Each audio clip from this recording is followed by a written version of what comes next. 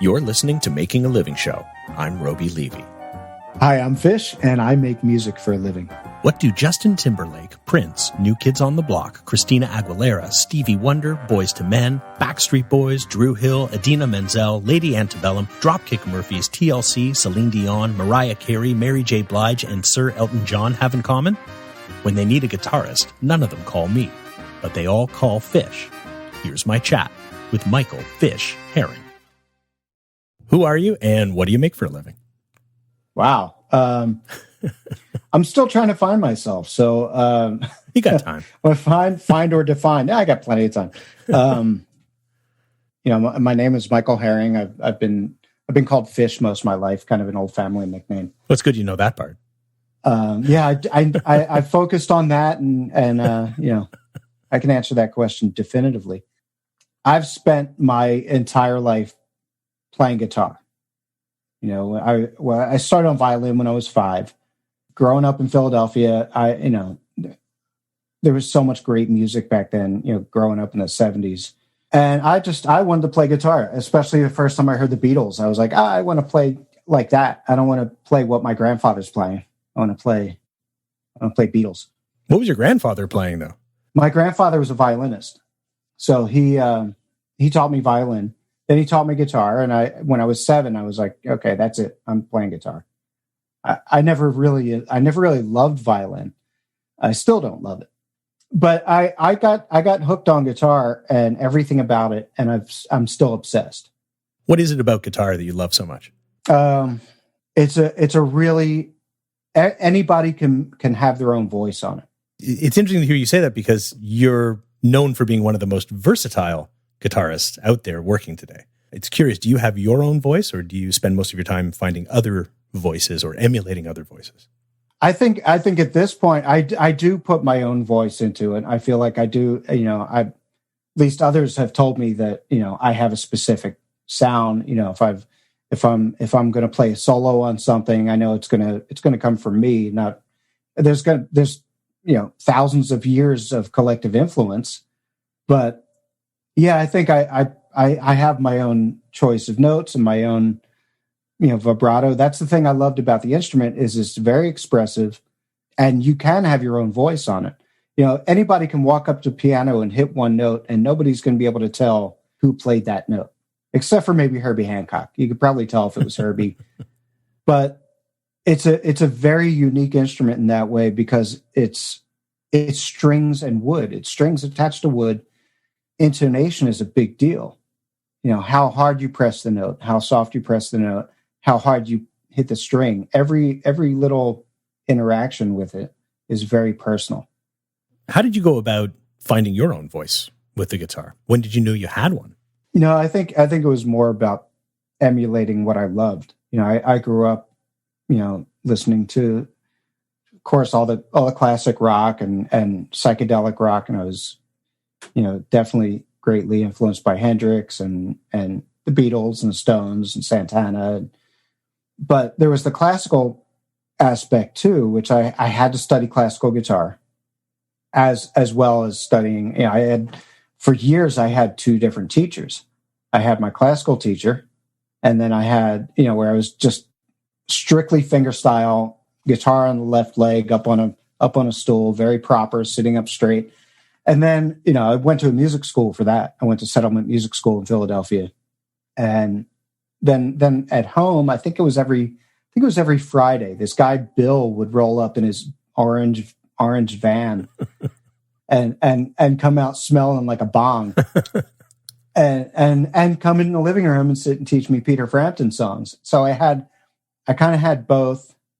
And I think that that's always combined because I've always switched between picking and fingerstyle and combining the two, and just having the repertoire of the classical stuff. And then I got into a little bit of flamenco, but there was always the rock stuff.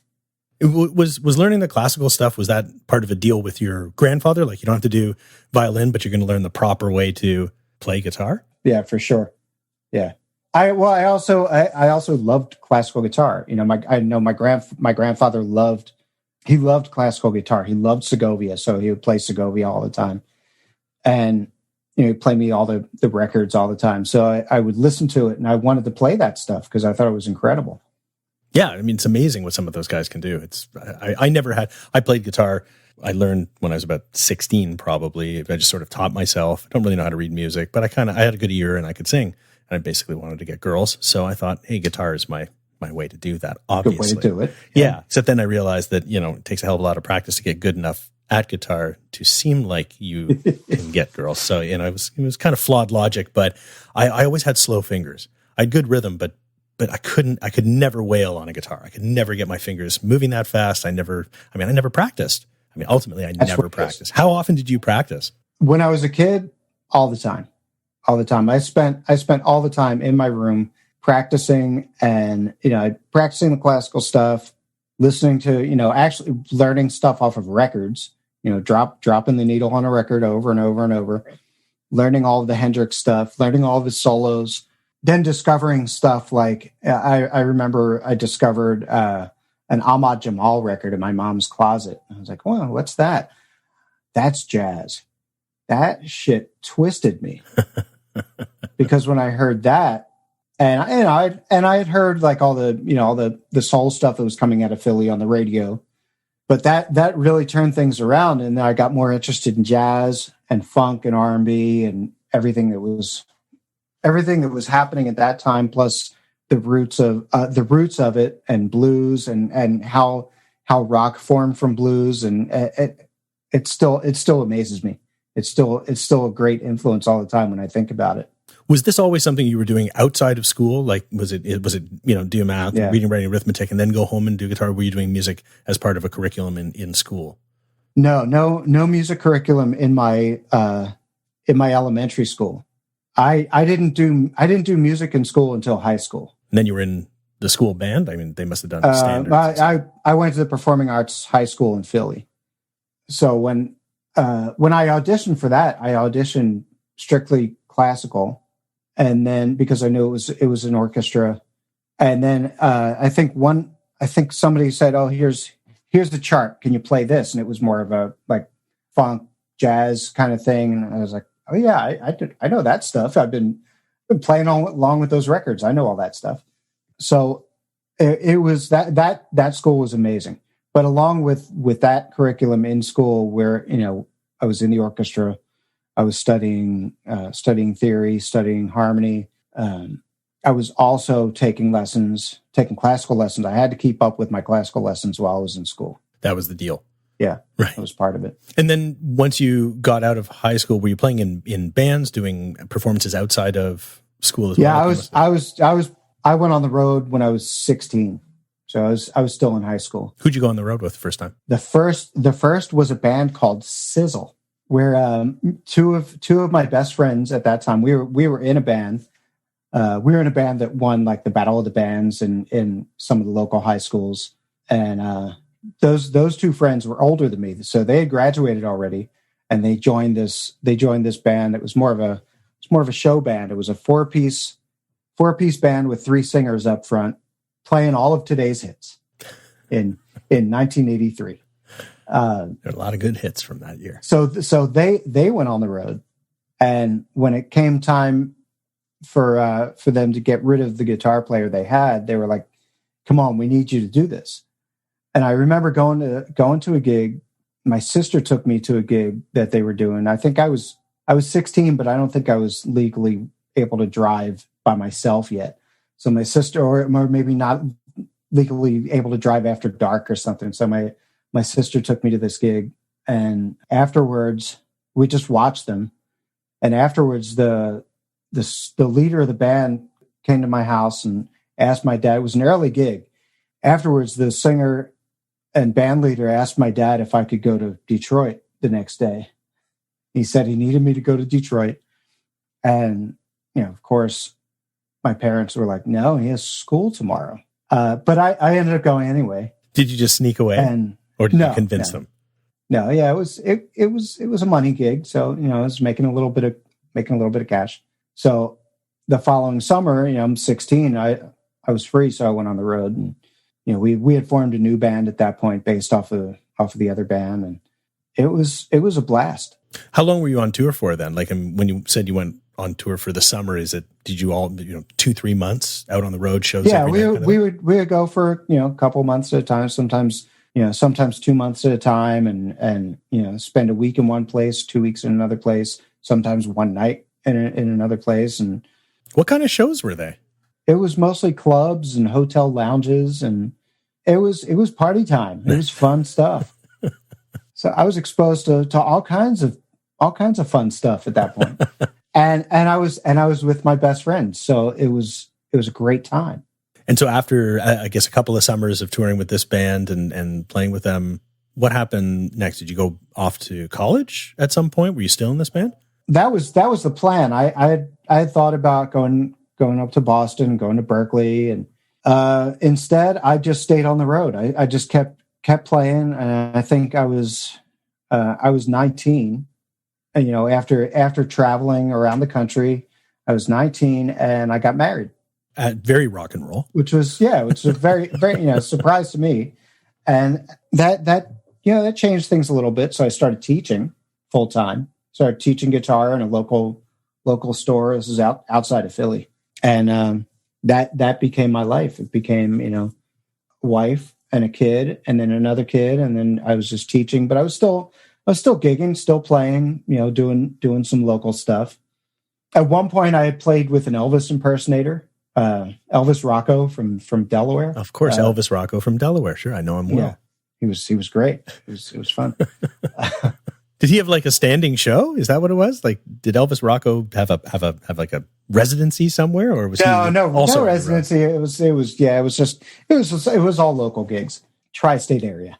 So there you are with a couple of kids, a wife. You're outside of Philly. You're playing around locally. Yeah. What changed? What happened next? I got divorced. That'll do it.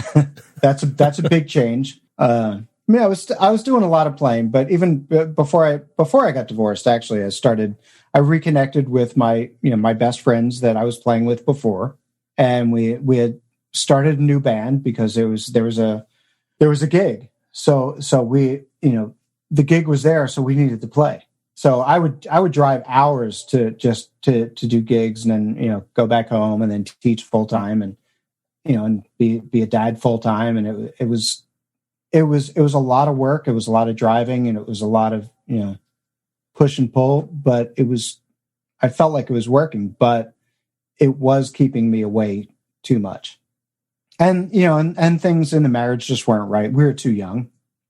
It was all about timing. I wouldn't change a thing as far as the way, I love my kids, and I wouldn't change a thing about that. The only thing I would change is how I handled certain situations. But what evolved from that was me moving back to Philly, meeting more musicians, moving back to the city, meeting more musicians, kind of spreading things out. I was doing a lot of sessions, a lot of studio stuff in the city, and more gigs. And the more people I started working with, the more I started spreading out, started going to New York to do sessions. How were people finding you? Like, how do people know? Is this just word of mouth? People just knew that there was this amazing guitarist and that was available for these sessions. I mean, how were you kind of? Yeah, I think it was word of mouth. It wasn't this, there's this amazing guitarist. There was, oh, my friend can play. And he's cool to hang out with. So let's work with him. I'm going to bring him in instead. So I started taking the train up to New York, carrying a bunch of guitars and doing sessions up there and working for different labels. And that one thing led to another. And then I'm on the road with an artist that's signed to a label. It's signed to a major label. And who is that? His name was Myron. And I was doing gigs with Myron in Philly. He got signed to Island Records, and I was working on his record with him. He wrote a song for a brand new R&B group called Drew Hill, and he ended up writing their first single, and it was a smash. And then I ended up, because they were on the same label, I ended up working with Drew Hill. So I went on the road with them, and that blew up. Those guys blew up, and then all of a sudden we're doing all these TV shows, and we're all over the place. I come out to LA, and I was like, oh yeah, this is where I should have been my entire life. which I had always wanted to come to LA. But in all your time touring, you never made it out to LA. No, I never made it out this far until I was touring with Dru Hill. Always wanted to, when I was a kid growing up and hearing stories about, Hendrix playing at the Whiskey and the Doors playing at the Whiskey, and the Whiskey was someplace I always wanted to play. That was an aspiration. Yeah. Was this your opportunity to actually play there? Yeah. Once I did play at the Whiskey, it was actually after I had moved out to LA, because I was on the road with Dru Hill. And at one point, I think I basically just said, "Hey, next time we get a break, fly me back to LA, because that's where I live now." I didn't have anything. I had already gotten rid of an apartment in Philly and had stuff in storage that I think just let go after a while. I didn't even just stop paying the storage. It might still be all there. That stuff. 30 years later. So I just, I came out to LA with nothing but, a couple of suitcases and guitars and started doing sessions. And were these sessions that were coming to you just because, you obviously had this pedigree, you had these connections back home, all this kind of stuff, they were able to sort of connect you to some folks who were looking? Yeah. And because I was out here, I'd been doing shows with a major artist. My very first show in LA was at the Coliseum. Oh, wow. It was at the LA Coliseum, that was a huge show. It's my first time in LA, and big crowd, big festival kind of thing. And I thought, okay, yeah, I need to stay. I like the palm trees. I like the weather. This is pretty awesome. I love LA. So yeah, I didn't really know anybody here. I had some connections, but I didn't really know anybody. So I was living in hotels mainly. And pretty much all I knew were the fancier, the nicer hotels in West Hollywood, because that's where I'd stayed before. But, I realized after a while that, when you pay, a couple $100 a night, it goes really fast. Yeah. It's a little fancy way to live. Yeah. So I went from one hotel to another, trying to work out different rates and get it cheaper. But I lived in hotels for months. I think it was probably a good 6-month run of living in hotels, being on and off the road, coming and going. And I remember I was staying at a hotel right off of Sunset. And I thought, I gotta go somewhere else. And I had met someone who said, "Oh, my friend lives on the West Side. You should move closer to her because she has a lot of connections." And so I hung out with her a little bit and made some new friends. So I ended up in the Best Western in Westwood. Definitely a lot cheaper than the West Hollywood hotels. A whole lot cheaper than the Mondrian and Chateau. Yeah, and the Chateau. So that was probably, I think I did like another 2 or 3 weeks in that hotel. And then that friend said, "Oh, you should meet Doug. Doug lives in the Valley and he's from Philly." And I was like, "Oh yeah, I know Doug." Oh, you actually knew Doug? Yeah, I knew Doug. Doug, I had met Doug because Doug was from Philly. And I had met him at a party in Philly a couple of years before when he was visiting.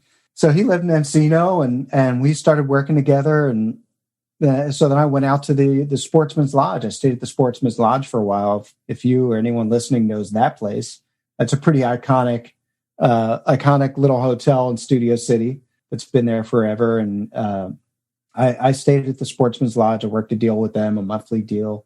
And I might have been there for a month until Doug was like, "Why don't you just stay here, man? You could sleep on the futon." So I pretty much lived at Doug's for, maybe 9 months on and off. And all through this time, though, are you going back out on tour with Dru Hill? Yeah. So this is just a constant run back and forth from LA and wherever you're headed. But Doug really gave me that place to come home to. Right. And Doug was also at that time he was still playing with Body Count. He was a bass player in Body Count. He was Tina Marie's musical director, who I was a big fan of. And we were producing together and writing together and living together. And it was an amazing experience of creating, it was really creating art for the first time in LA. Like, who were you producing for at that time? At that time, we were producing another artist from Philly named Tracy Hazard, who's an amazing singer and awesome friend. We were writing and producing Tracy, Tracy now sings with Ziggy Marley. She's been with him for years. She was also singing with with Tina Marie. And I had met Tracy before through some mutual friends when I was with Drew Hill. But Doug, going back to Doug Grigsby, who is an incredible musician, incredible producer. Unfortunately, he had a stroke. Doug had a stroke several months ago, and he's been in a coma ever since. Oh, wow. Sorry. And he's back in Philly. He's been in Philly for a while. So there's there is a GoFundMe page set up for Doug Grigsby. They need all the help they can get, and he's still around. He's still I guess he opens his eyes every once in a while, which is good. But I owe Doug a lot. I really do, because he was the one that said, "Yeah, man, this is your home." It's crazy when you put roots down and you have people who you've known for a long time, and the longer you are here on Earth, unfortunately, the more crappy stories you eventually kind of accumulate. You've got all these good stories, sure. But things happen. Yeah, it's pretty rough. You got to enjoy the good stuff. Exactly. Every day, every moment. So tell me something. Yeah, Prince. Yeah. You were on tour with Prince. Yeah, you're his guy. I was one of many. One of many guys. I was fortunate enough to be around him and be exposed to the way he worked and see what his work ethic was like and see what his artistry was like and watch him create. Yeah, I mean, he's just legendary.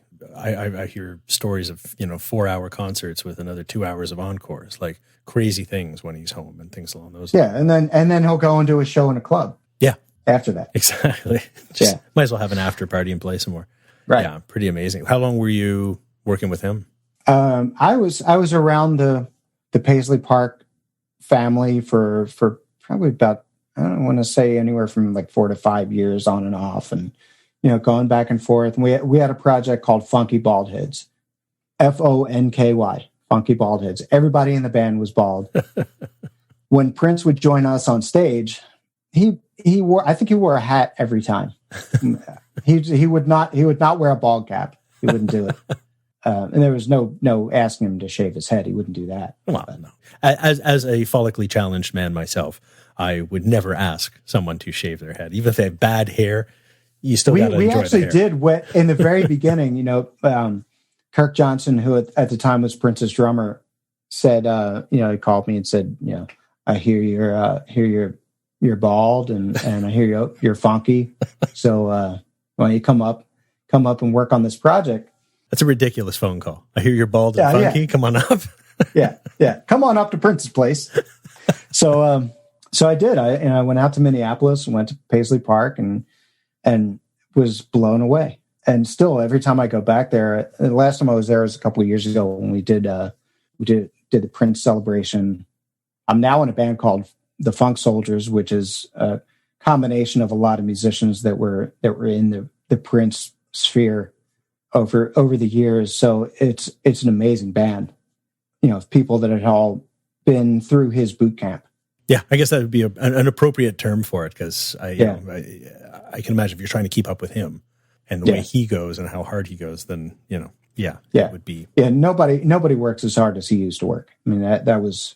It was like he didn't sleep. You had to expect a call at any time, to be there any time, and everybody that's been through that experience knows that there is no harder working person in show business than Prince was. So amazing experience. I learned a lot from not just musically, but on the business side. Of him constantly saying no labels, no management, no stay independent.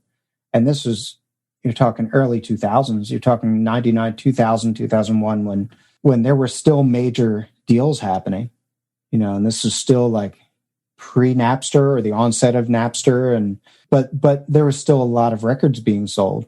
He's saying stay independent, and at that time he was still the artist formerly known as Prince, right? Going through that legal battle, yeah. And I think I was around when he started using the Prince name again, when that contract ran out. And so there was a lot to learn. And I just kept my eyes and ears open every time I was there and, spend as much time there as I could. But I was still on the road with Drew Hill. Oh, all this time? Yeah. I was going back and forth. Drew Hill kind of split up. Cisco went solo. I did a little bit of stuff with Cisco. My first time on Saturday Night Live. was with Cisco. So I was super excited. Did you play on the thong song? Well, I didn't play on the record because there was actually no guitar on the record, but we came up with some pretty cool arrangements for those two chords in that song.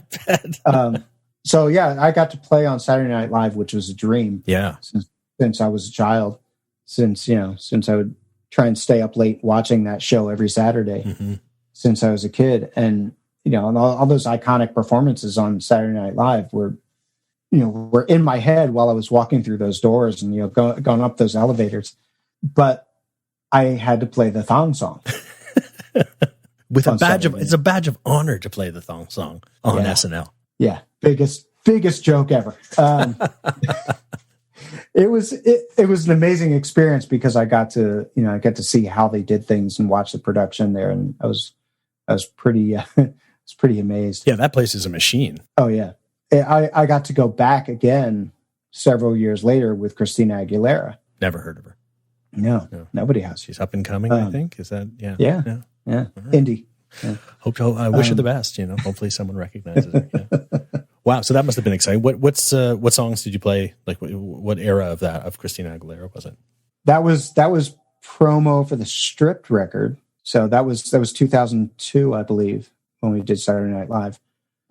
So we played Beautiful. I think it was Beautiful and Fighter, 2 songs from that record, which are still huge songs for her. But I've been working with Christina since then.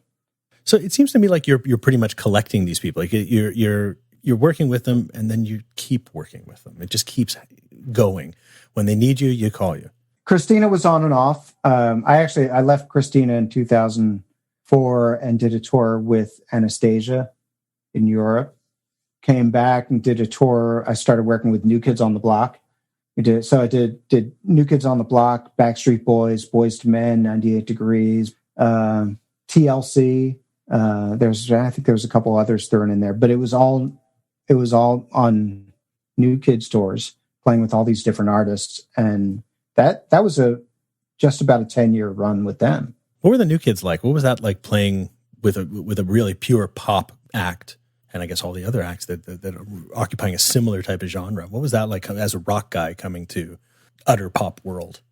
Well, I didn't consider myself a rock guy. I've always wanted to be in a rock band, which I've been in many over the years, but none super successful that anybody would know.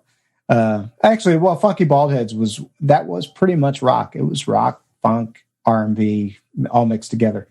But going into the New Kids thing, when I got the call for that, I actually thought it was a joke because they hadn't done anything in so long. And I never liked them. I never liked the music. I was, back in the late 80s, early 90s, thought, oh, this guy suck. So I got into rehearsals, and it was my friends that I had worked with before with Christina. It was Rob Lewis and Ethan Farmer, and they're like my brothers anyway. We had already lived together on the road. So I thought, okay, yeah, I'll do this. And I think in the beginning, I don't think they realized that it was going to be as big of a comeback as it was, because I don't think there were that many shows booked at first, but next thing we knew, we were out for like 18 months. Yeah. Yeah. That thing exploded. What started as a joke, and then it really wasn't. Right. Right. And musically, those songs are hits. Those songs are well-crafted, well-written pop songs, which I didn't appreciate back in the day. But, in 2008, when I started working with them, I was listening like, oh, wow. Okay. I see, I see the process of how it was done. And playing those songs were like, when you play a hit song with the artist that originally recorded that song, it's actually pretty cool. It's pretty special. I remember wondering why Liza Minnelli was famous, because all I knew her from was just effectively being old and on the Muppets or something like that. And then finally, Arthur. She was. Arthur. Yeah, exactly. Like I knew her from that, and I'm like, I really don't get it. And she was Judy Garland's daughter, so they would. But even still, I knew why Judy Garland was famous because right? Yeah, that I understood. Wizard of Oz, of course. But why was Liza famous? I never had seen her obviously perform her own real stuff. And then one day, I don't know what it was, I put on Cabaret and I watched it. And I don't know why I watched it. Who the hell's putting on Cabaret? I was like, 28 years old and I put on Cabaret for some weird reason. And you were high. I was very high. Yes. That had to have been it. And I was just like, she is amazing. Like, I actually got it at that point. And that's the thing. It's like, I didn't necessarily, love her when I was watching her as a kid on the Muppets, but when you see somebody doing the thing that they're actually excellent at and that they're known for, there's a reason that they're out there. You may not love them. I mean, similarly, Dolly Parton was always somebody that was always, again, like on the Muppets or on a Sesame Street type thing. I never really understood what the fascination was. Right, she's an icon, but if you're not a fan, you don't really never appreciate got it. But now I was like, oh my God, and I've gone back and listened to some of her older stuff, and she writes it all, and she's had so many hits, and she's the one behind them, and she's the one who performs them the best. So it's really fascinating to kind of have a different perspective. Yeah. Although I couldn't compare Liza Minnelli or Dolly Parton to the New Kids, but they're all the same. But Donnie Wahlberg has an amazing vision. Donnie envisions something and he makes it happen. And he's an awesome leader. And I've watched him work over the years, and he's pretty brilliant when it comes to performance and knowing what his fans want. Yeah, that's an art in and of itself. Which, a lot of performers have no idea what their fans want. They don't think about the fans. He's constantly thinking about, what do my fans want? How can we make this better for them? And their shows got better and better, production-wise, musically. And we were doing some musical shit that was so far beyond what we should be playing on a New Kids song. And that was kind of for us as musicians to make it more interesting, but it was also adding to the energy of the show and taking these songs that were kind of cheesy pop songs and making them these big arena songs.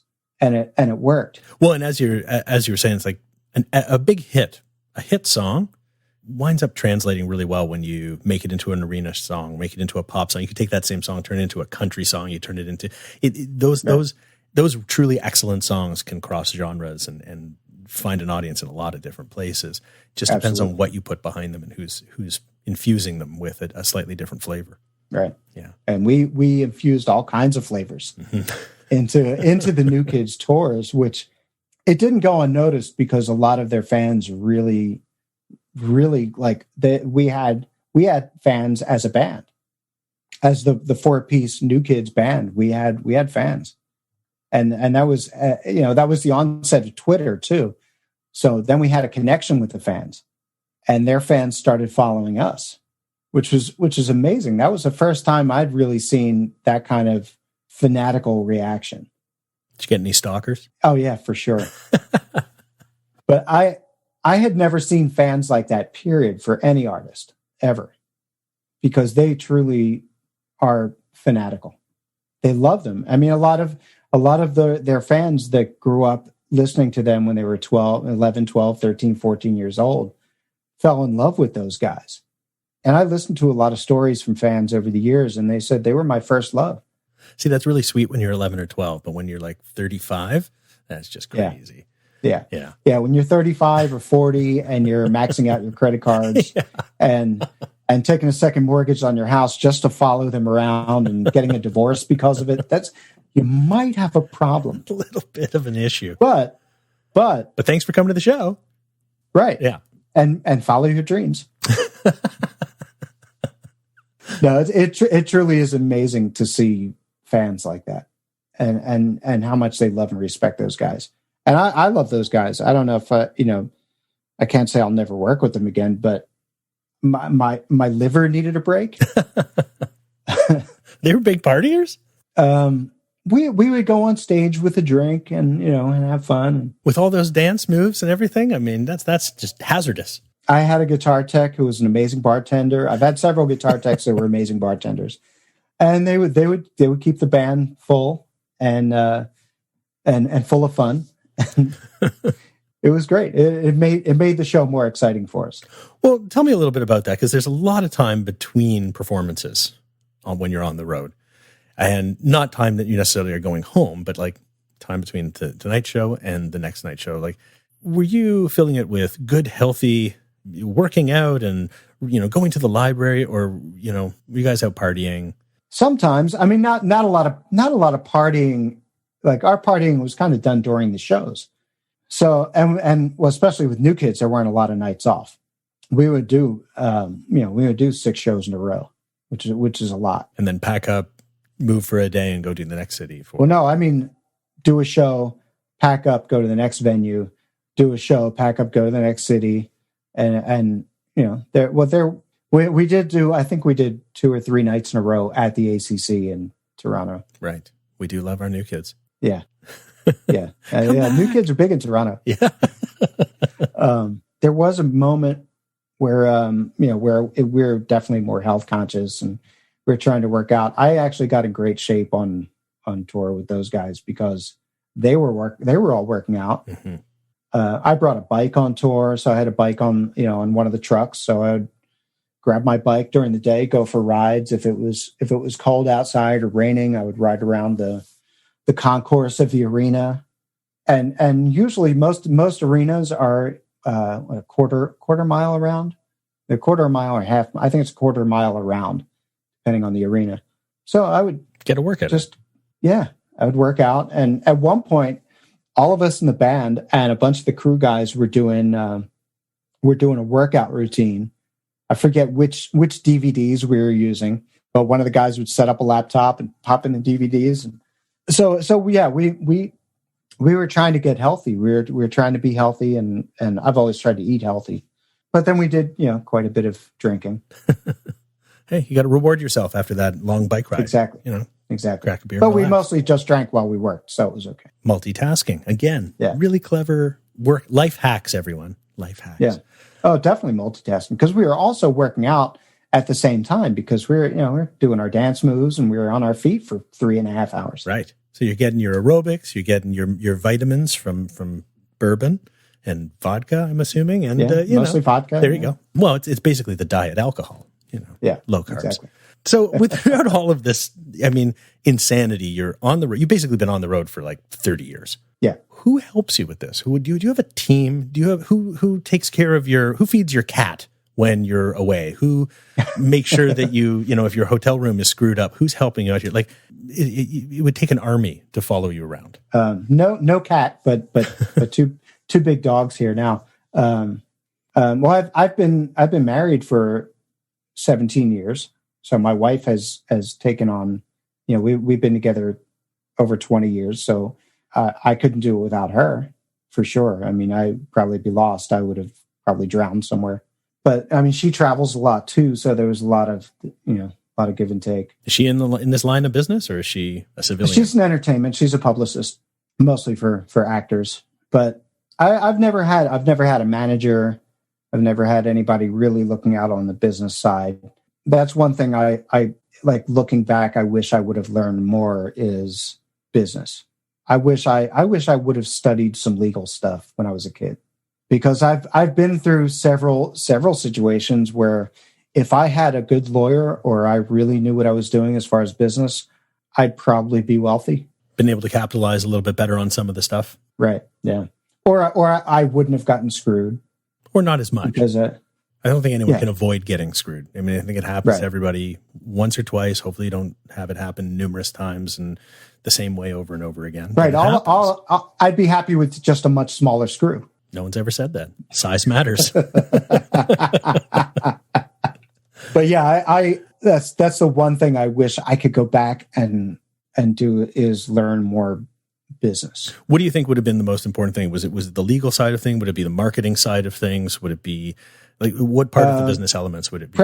The legal side. The legal side for sure. Yeah, just to make sure you were secured when you get a bunch of papers, or because I'm assuming with each one of these acts, anytime you're engaged, I mean, were they just sending a contract to your house and then you were sitting there? You were the one reading it. Oh, for touring and stuff like that. Yeah, or recording. Yeah. I've never really been screwed as far as the touring side. It's mostly on the studio, the writing, the production, the playing, that it's mostly studio when it comes to intellectual property. Right. So it has to do with things like residuals, getting paid, making sure that you're listed correctly and that you get what's coming to you, basically. Yeah. I've gone uncredited on so many recordings. Want to get credit for them right now? Call them all out. Here's the listing, everyone. It's a long list. We don't have time for that. But that's something I really wish that I would have known better. Like I wish I would have known the Funk Brothers stories, the guys that developed and created all the sounds of Motown, who were the musicians that were in there every day recording. They should have gotten writing credit on everything. Right. And they didn't know. Those guys didn't know. They were playing in clubs at night, and they'd go into the studio the next day, and Smokey Robinson wrote this amazing song, but who knows how to play it? These guys come up with all the rest of it. Oh, wow. So they were never credited? Nobody got anything for any of that? No. Wow. And didn't guys like Smokey actually also not get a lot of credit, or they didn't get a lot of pay for the work they were doing? Yeah, I think, Smokey became an artist himself, so I think he had a different path than the musicians that were playing on the stuff. And Smokey's amazing. I got to work with Smokey a very brief moment in rehearsals for a TV show that never happened, which that's another story. When we get to the section of TV shows that never happened, that's another list. But yeah, Smokey's incredible, and his work ethic is unbelievable. But he took a different path, and he was an awesome songwriter. He wrote so many hits in that Motown era, but he also had a voice. He also had a unique voice, which made him a superstar. So he had a different path. Smokey did okay. But all the musicians that were, just sitting in that tiny room, which I don't know if you've ever had the chance to go to the Motown studio in Detroit. It's pretty amazing to take that tour and hear the stories and actually be in the room where they recorded all those songs. It's incredible. So you're not just playing on other people's records, on other people's stages. Right. You're not even just playing in your own band. You're not even just doing music. Right. You're scoring film and TV. Yeah. You just said you told me earlier you're going to build a VO studio for audiobooks and for where are you headed with all of this between music and recording, performance and everything? Is there a place something you're trying to achieve? Trying to achieve it all, I guess. Because I love doing it all. I love scoring. I love film and TV. I'm trying to wrap up a film score right now that I've been working on for months, and it's an amazing process because this is the first time I'm actually scoring an entire film completely by myself. What's that process like? It's lengthy. It can be very frustrating. Is it lonely to do it all on your own? Like, do you miss having people? I don't mind that part of it. I definitely miss interacting with other musicians and other writers, which I still do every once in a while on other projects. But on this project, it's all, it's pretty much just me by myself. And, the interaction is with the director and producers of the film. But it's a pretty eye-opening experience for me because I'm learning all kinds of new instruments, learning about new instruments, learning different genres of music, different styles, different music from all over the world. In this film that I'm working on, there's different realms as well as different parts of the world. There's a scene in Mexico. There's scenes in Arizona. There's scenes in mystical Chinese world. So there's all different kinds of elements that have to fuse together in this film. Is this the new James Bond? Because it sounds pretty international. I wish it was, because that would be amazing. No, this is more of a fantasy. It's kind of Goonies meets Big Trouble in Little China. When does it come out? Hopefully released around this time next year, I would imagine, or sooner. I'm not sure of a release date yet, but we're still in post on it, still working on. How did these folks find you? Are these folks you knew? Did you know the director? I've known the director for years, and I knew him as an actor, but I'd known he had directed a few things, and he had done some independent films, and we ran into each other in a bar one night, which I don't go out very often, but I was hanging out with some friends, and we said let's go to this tiki bar in North Hollywood. And there we go. A deal was made. Got a movie out of it. Yep. And there are other projects that have come up over the years. Just it's through relationships, which I think is the most important thing in the entertainment business. Aside from knowing the legal shit, right? relationships and entertainment are the most important thing. Well, how have you been affected by the fact that obviously the whole world's been effectively shut down? I mean, you've had this movie to do, but it's pretty hard to go out and have a drink with somebody these days. And to meet somebody new is pretty darn difficult. I mean, it's the work equivalent of dating during COVID. It's no good. I've created new relationships just on Zoom, being introduced to different people and let's work on this project. Okay, let's get on Zoom, talk about it. So, you can sit on Zoom with a drink. Yep. We've all done that. If you say you haven't, you're lying. I did it the other night and it was great. It was great to interact with people. But for the most part, I've been working on this film. There's an artist that I've been working with for the last 3 years and, helping her develop her sound and writing with her and producing. And we're up to, I think, 23 songs now. Who's this artist? Her name is Munny, Munny. And I love her. She's so much fun to work with. She's so positive. She's always super creative. And she also loves what I put into it, which that makes a big difference. I mean, I can't think of any time where she's come back to me and said, no, I don't really like that. I don't think that works. But even if she did, you would have that kind of back and forth that would, there's been times where I said to her, I did this and I'm not sure about it. What do you think? But she gives me the freedom to take, a verse that she came up with that she sang into her phone on her voice memo. She'll give me the freedom to build that out and help create an entire song out of that, which I love doing. And she's got brilliant ideas that turn into really cool songs. So now we've added a whole other thing because you're producing for other people, you're writing for other people. You're also doing the movie, you're also doing TV, you're also doing the touring. How are you balancing this all out? Like, how do you are you able to schedule a day? Do you do all of these things at different times? Do you block off half your year knowing you're going to do a movie and do nothing else? How do you make those decisions? That's something I'm not great at, is scheduling. The day gets away from me so easily and so quickly, especially, in these times where we're at home, where you can always think, oh, I'll just do it later because I'm going to be here. I'm not going anywhere. And then the day gets away from you. That happens quite often. It's hard for me to say, like, I recently put a workout schedule in my calendar where I said, okay, 10 o'clock every morning, I'm going to get on the bike and I'm going to get on the Peloton. I'm going to ride. Sometimes, that's been like 9 PM. I get on the bike, but I have to schedule time for that. But scheduling in the work has been really tough. Right now I'm focusing on the film to try and finish that out, get it done. That's my primary focus. There's a couple other projects where I'm doing a couple Christmas songs for a friend. I'm doing a live stream next Sunday with my friend Dee Dee Foster for her Christmas thing. So little things constantly pop up and guitar sessions always come in. Are you mostly doing the sessions remotely? I mean, you're not going into studio now, but in general, when somebody says, hey, I need a track done, do they send you the mix and you play along with it, send it back to them kind of thing? You get some notes? Exactly. Yeah. Just upload files. There's something pretty excellent about that. And there's obviously something I love it. Well, I've been doing that for years anyway. Having a studio at my house makes it a lot easier. And I've been doing that for years. So I already knew the process.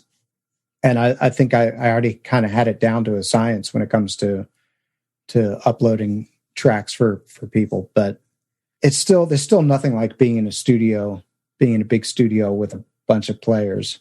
I did get the opportunity to do that a few months ago. My friend Ludo Louis, who's an awesome trumpet player, played with Lenny Kravitz. He played on more recently. He's been on Dancing with the Stars the last couple seasons. And he just went back to France, which is where he's from. But before he left for France, he said, I want to get a bunch of guys together and finish this record I'm working on here in LA before I go back to Paris. So we all put our masks on and went into a studio in North Hollywood and had a day of magic. It must have been all the better in lieu of these times, actually getting an opportunity to get in a room with a bunch of people. And it really felt like we made some magic that day. There's some really cool stuff that went down. I have to ask, As somebody who has had an extraordinary career, traveled the world, played the biggest stages, as well as some of the smallest stages, but with some of the most well-known artists in history, what is it like to be backing them up? I mean, you got in this to play and to be, I'm assuming, to be a rock star, like we all dream to be.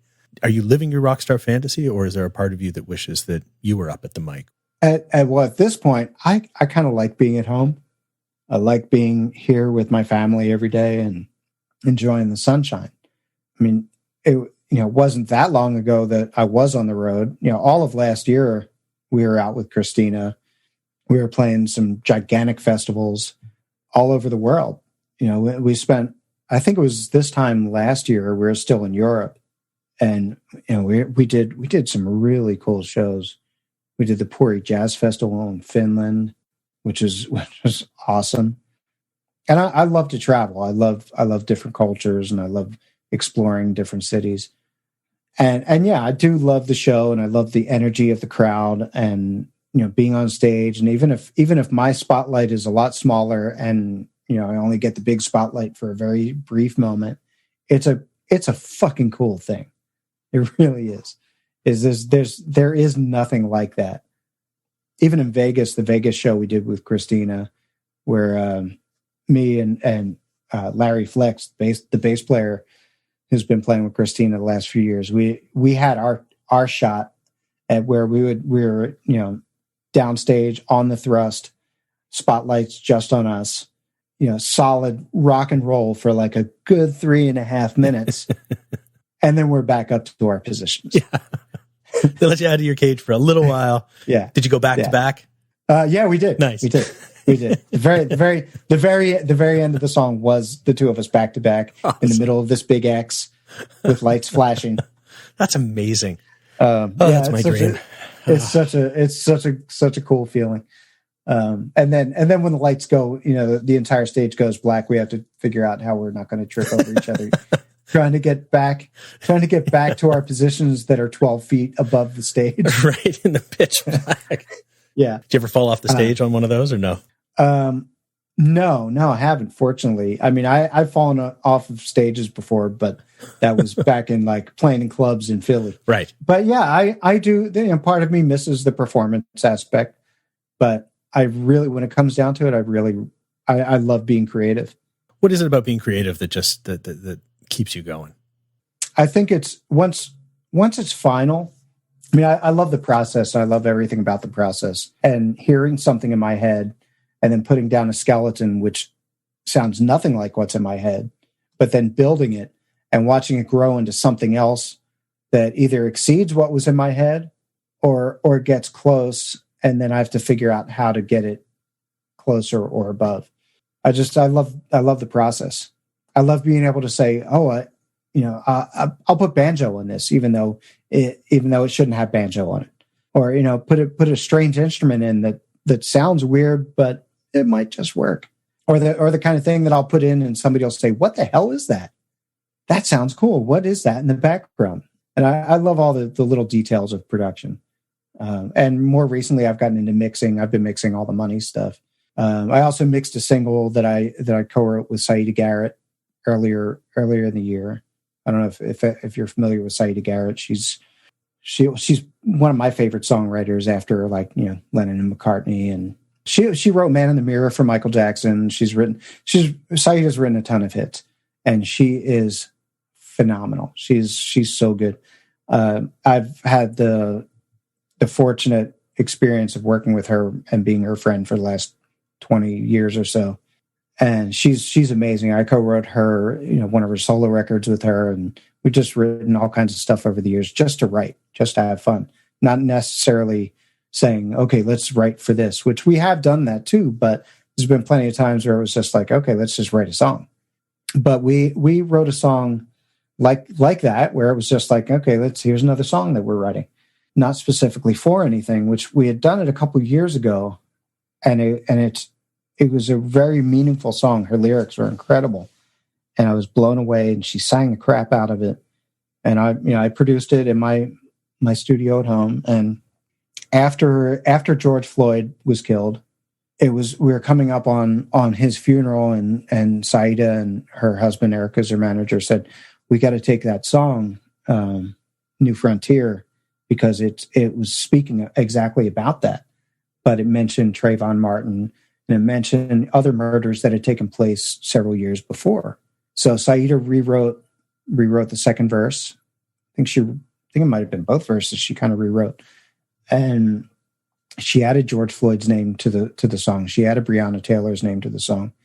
So it was extremely relevant, at the time. And it sucks. It's fucked up that she had to add names to this song to update it, which, I hope it never has to be updated again. But we finished that song and released it. The song is called New Frontier, and it's under Saida Garrett's name. It's out there on all the streaming platforms, and the video is super cool. And we've gotten a chance to perform it a few times too since then. We did a live stream one Sunday morning for the Agape Church, which was super cool. I mean, it was a lot of people watching and listening. It was the first time we performed that. And we got to perform it again at the Rose Bowl. We did a drive-in concert at the Rose Bowl for a nonprofit called Race to Erase MS, which is an MS fundraising organization that probably raises more money for MS research than any other organization. It's Nancy Davis' organization, and she does incredible things. But we were able to perform the song for that, and it was pretty cool. So I've gotten the chance to mix different things that were released over the last year, and just out of necessity. That's another job that I never thought I would have, because I know so many amazing mix engineers, and mixing that's like, to me, that was like, there's some voodoo involved in that. That's another art form. And I never thought I would enjoy it. But when my rough mixes were getting pretty close, and other mix engineers that I really admired were sending mixes back, and I thought, I think my rough mix sounds better. And, Money listened to the first single that we did, and she said, I like your mix. I said, okay, well, I'm a mix engineer now. Now I'm doing that too. and that's a tough thing for me to say, because I have so many great friends who are amazing mix engineers, and they're probably looking at me like, no, you're not a mix engineer. You haven't been doing this your whole life. But I have. I started recording and mixing stuff with 2 cassette decks when I was 12 years old in my mom's basement, and trying to make things sound good with that. And over the years of, having my own studio at home, whether it was a cassette, a 4-track cassette to an 8-track cassette to a 8-track reel-to-reel to a 16-track reel-to-reel to something bigger, and then it got bigger, and then computers. Once I got into Pro Tools, I have been mixing my whole life, and I didn't realize that. But now I have most of the tools I need to do it. So it's another job. Well, and speaking of tools, what sort of advice might you give to somebody who wants to get into music for their life, to really actually make a living making music? I'd say versatility is probably the best tool. Be versatile. If you focus on one instrument, be as versatile as possible on that one instrument. If you're playing bass, study every bass player out there. Study every style of music and play all the different basses. Play electric, play fretless, play an upright, play a 4-string, play a 5-string, play a 7-string, play an 8-string or 12-string bass, play it all, and be versatile enough to be able to cover any gig.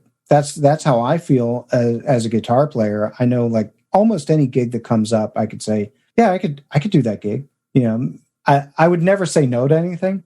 If it's a challenge, I would never say no to it. I would definitely try it, but I'm sure there's some exceptions that would come up that would be like, no, I can't do this.